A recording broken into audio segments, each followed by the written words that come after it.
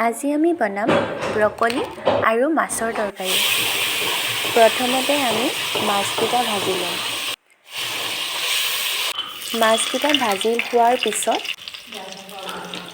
এয়া পিঁয়াজ দিছোঁ। তাৰপিছতে মই কাটি থোৱা ব্ৰকলি আৰু আলুখিনি দি দিলোঁ।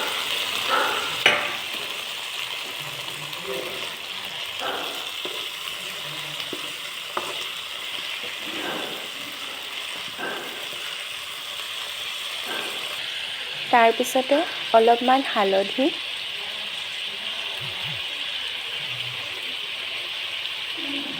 সোৱাদ অনুসাৰে নিমখ,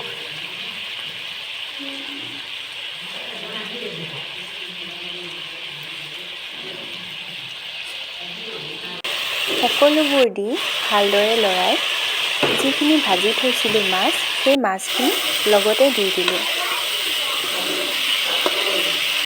তাৰপিছতে মই খুন্দি থোৱা আদা নহৰুৰ পেষ্টটো দি দিলোঁ। অকণমান লৰাই লৈ মই অকণমান গৰম পানী দি দিলোঁ। তাৰপিছত আমি অলপ সিজিবৰ কাৰণে ঢাকি থ'লোঁ।